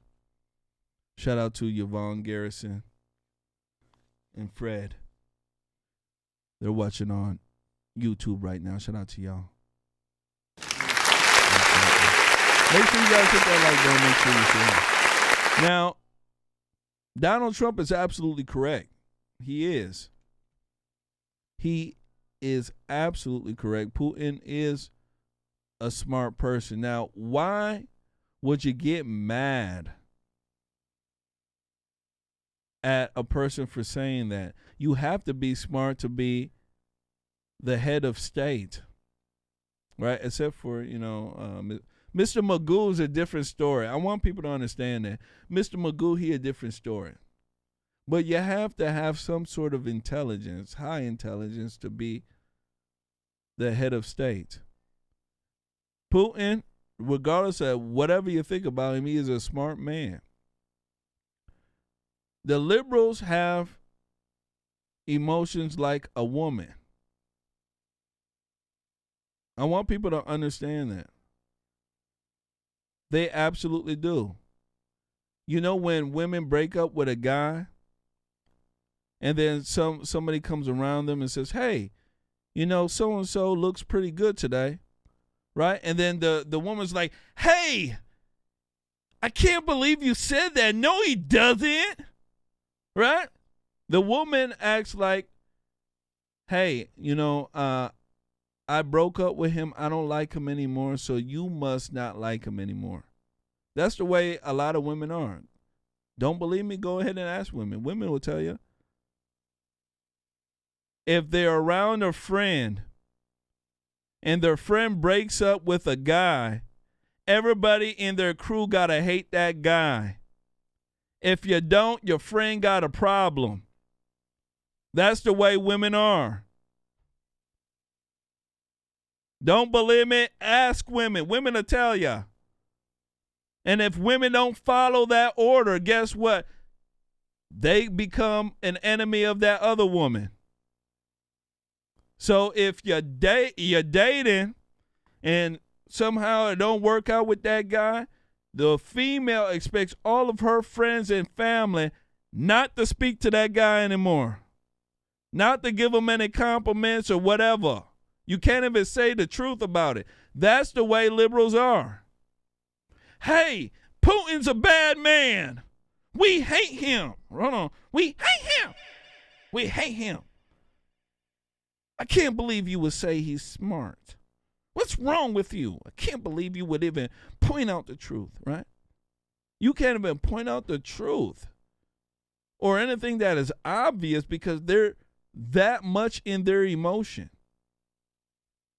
I want people to understand that's the way they are.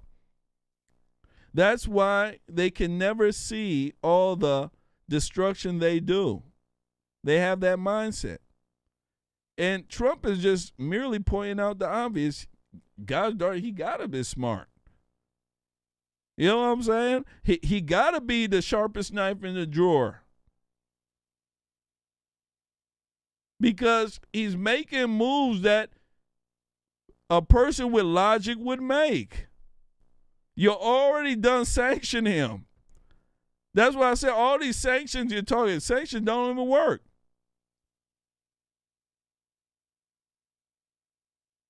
Our leaders are dumb. They don't respond in a manner they should because of their ideology.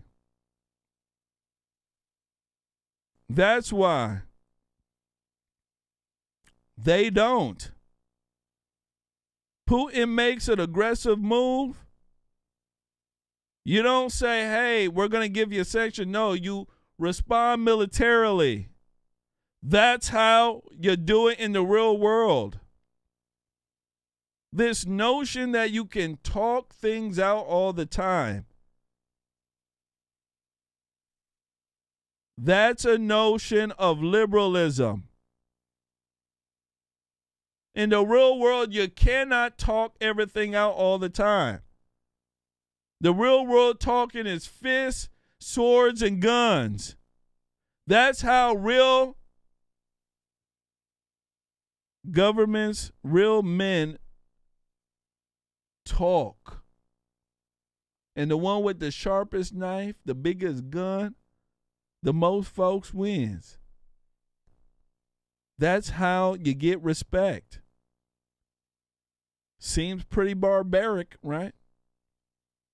But that's what it comes down to.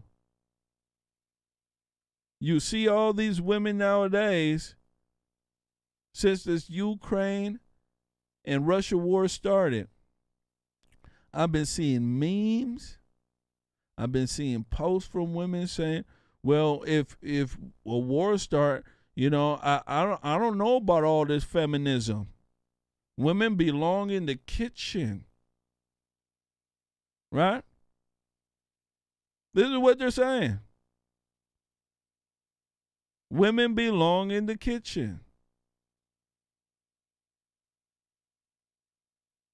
I want people to understand that.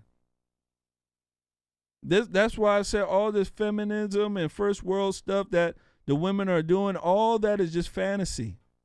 Because when them lights come out, when people start to come and invade, I've said it plenty of times, when the invaders come, women, I want you to understand, most of the time there's going to be a man fighting for you. When Zelensky and the people are leaving, he's borrowing men who are 18 and above who can fight. Where are the feminists saying, you know what, that's not right. We should have females who are 18 and above stay too. No. Because in the real world, we know what women can do. Only here in America is when you get loudmouth women who are taken seriously. When war comes, you're going to need men, period. And the way they treat men is not right. That's why men have to stand up. You can see the women. Women and children are running.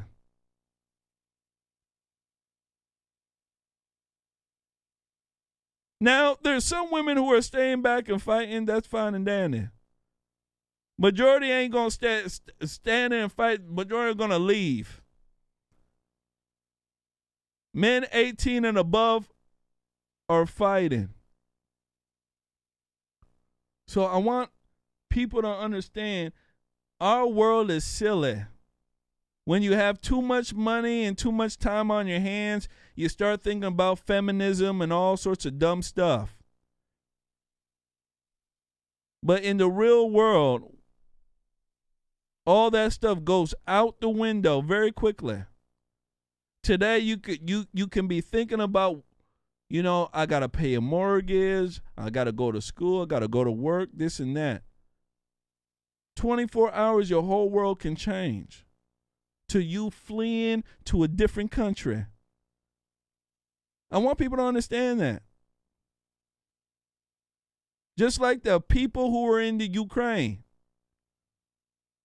A lot of them were thinking about going to school, going to work, doing this and doing that. All to picking up what they can carry, and then they have to flee. That's the real world. So your freedom is entrenched in your will to fight. And really to support the people who will fight for you. I want to go ahead and give a shout out to Megan Hutchinson. She donated through our Cash App, took our challenge here. Beautiful Megan Hutchinson.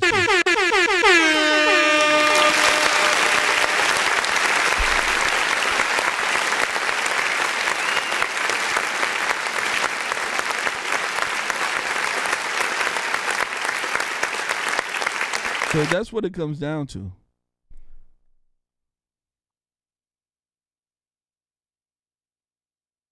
If there is a world war, the feminism, all the crap that you start seeing here in this country about 60, women get paid 60 cents to $1 on the men, all that dumb crap you're hearing, it will go right out the window. You'll start seeing women say, well, I'm a woman. I ain't supposed to be doing that. You'll start seeing women start using common sense. The fantasy land of living in feminism world where guys got to act silly, right, and go along with a fantasy because they don't want to be bombarded with your emotional cows and your nagging behavior. All that right out the window, let me tell you. And you come back to reality. And I just wish that this world would, use common sense. Because the more we have folks in reality, the better the world is. For everybody, let me tell you. Everybody. I want to go ahead and let me see here. Let me see how much time I have. Wow. Yeah. The inaugural.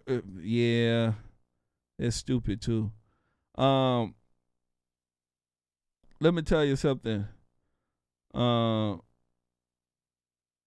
Yeah, we could speak about this. America First PAC. They had American First PAC. I think I told you guys that, along with CPAC. The American First PAC was put on by Nicholas Fuentes.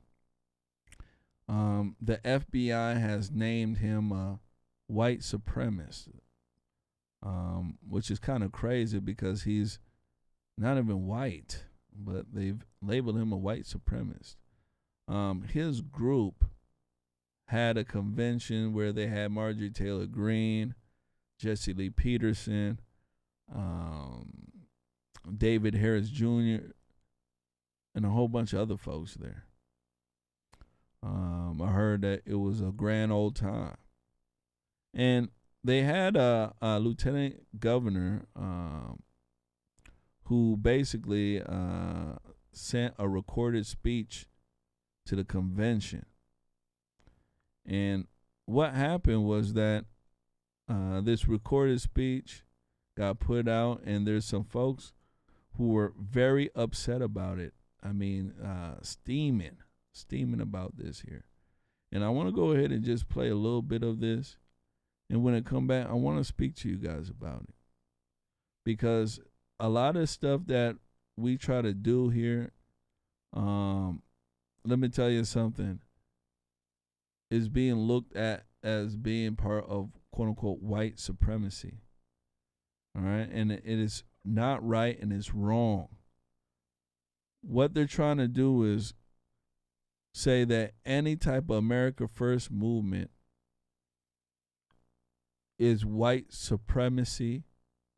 It's basically a racist dog whistle. And when we have things of this nature, it becomes very, very hard to get your message around because of the bombardment of blockades coming from people who are misinterpreting what you're saying. Take a look at this. Here we go.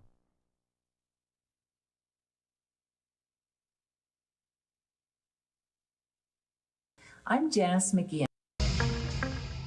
Good evening, America First Political Action Conference attendees. I'm Janice McGeehan, Lieutenant Governor of the great state of Idaho. Congratulations on your third annual event, and keep up the good work fighting for our country.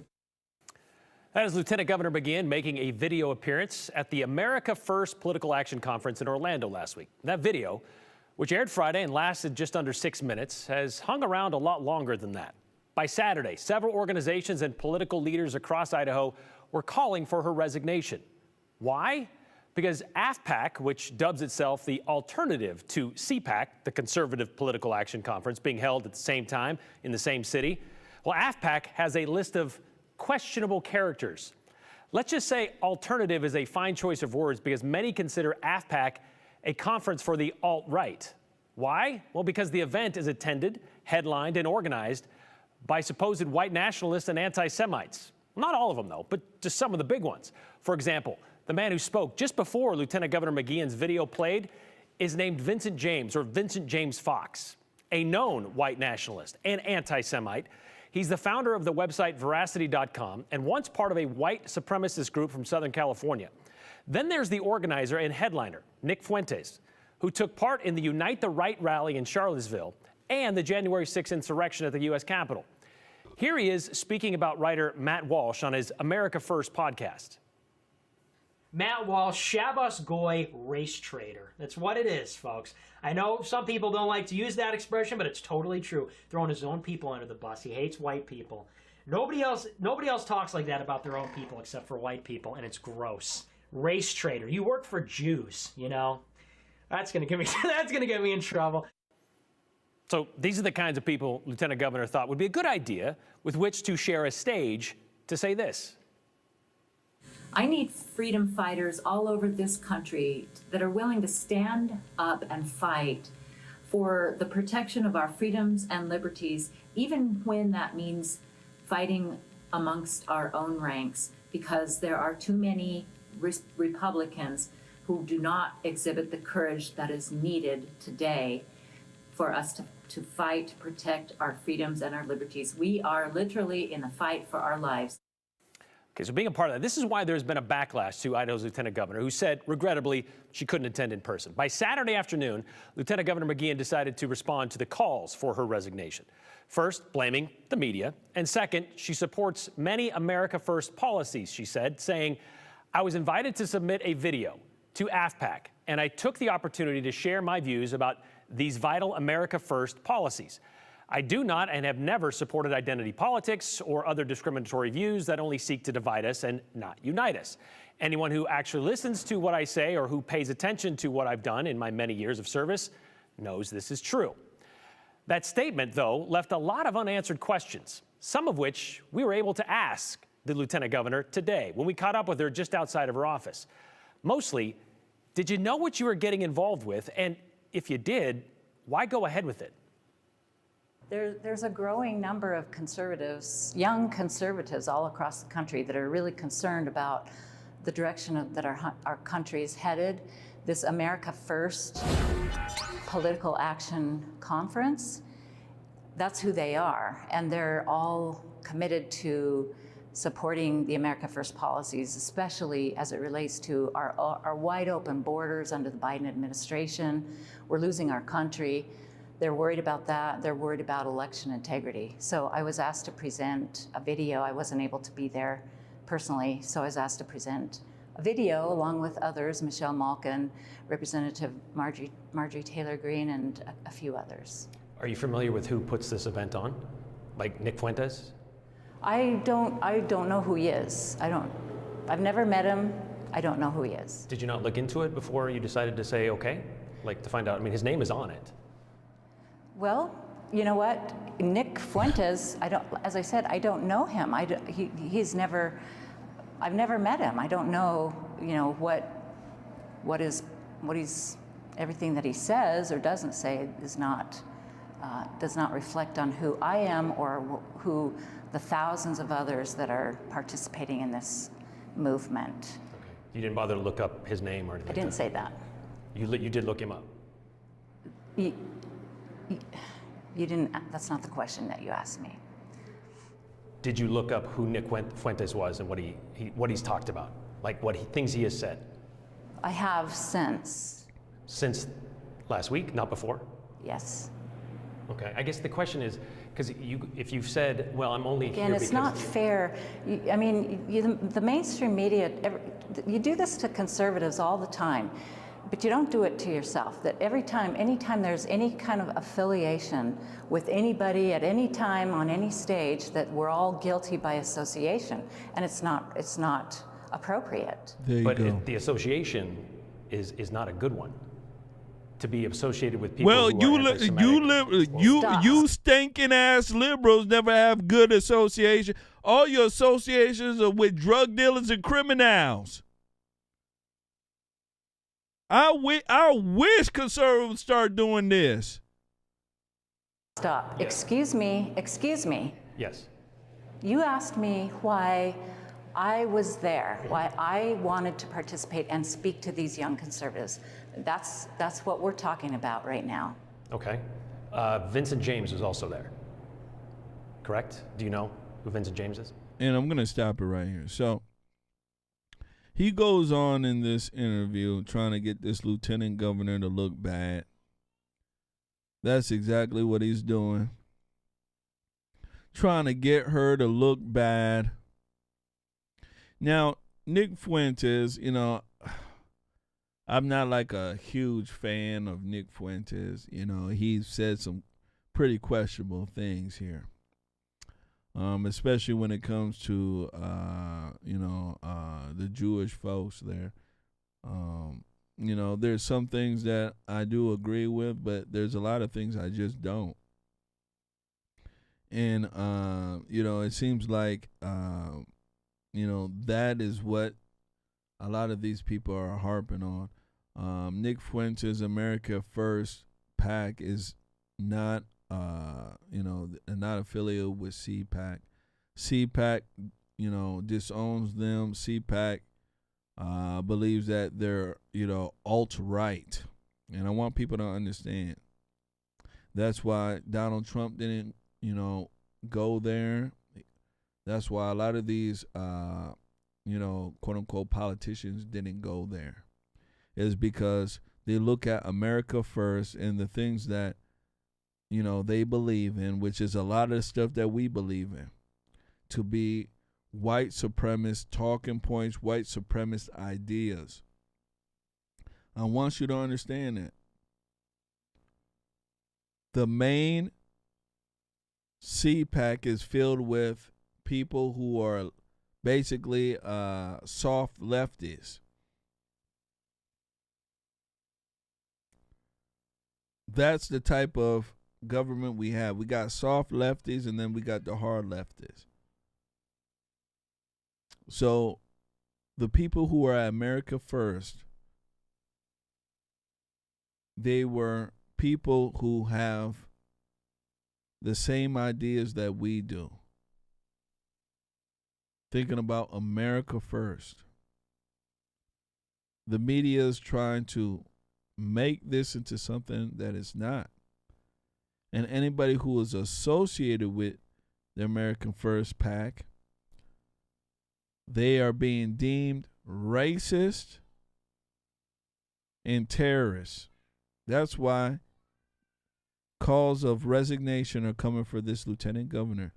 She did not even go there. I want you to understand. She didn't even step foot there. All she did was send a message that was played there, and bingo bango, she got to get fired. This is our country right now. This is our country. This is our country.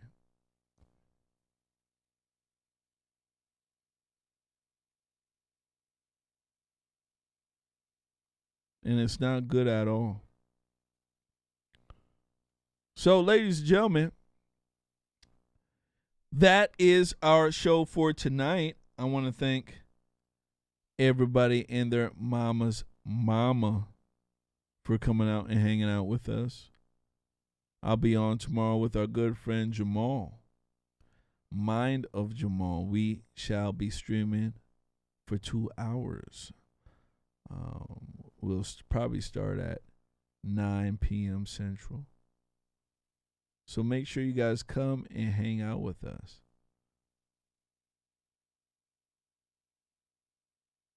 Lisa Donatelli says, America first. That's so selfish of American to think. All right, I know, right? Ain't it crazy? Well, that's what it is. So, yeah, you come and hang out with us. We shall have a very, very good time. We'll get Jamal's comments on a lot of this here. But that's what it is.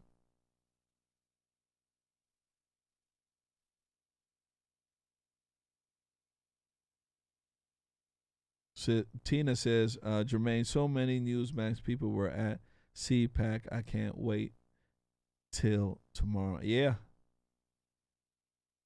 A lot of folks were at CPAC.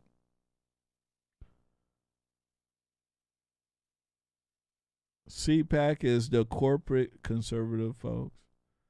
And then you got America First, which is the grassroots folks.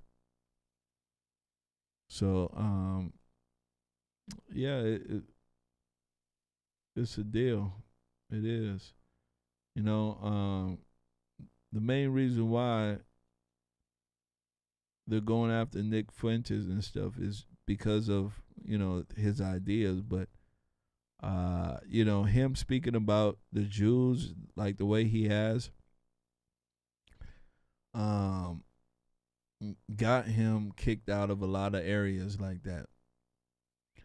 You know, it's one thing to bring up, you know, certain things that you want to speak about when it comes to, you know, Jewish folks and, you know, in support of Israel and things of this nature. But the way that he was bringing it up, you know, in my personal opinion, and this is just my personal opinion here, it to me, it wasn't brought up in a, how can I say, in a good way. Wasn't brought up in a way that that is conducive for really any good conversation. A lot of the stuff that he was saying, and a lot of stuff that he was saying also breeds that type of you know, negative thought process. So I can understand why, you know, you got Ben Shapiro and some of these other people like Sebastian Gorka who don't like him because of those type of things that he's saying.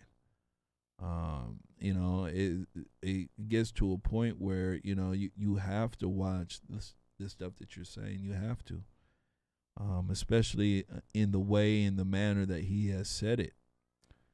And that basically got him banned, a royal ban from everywhere.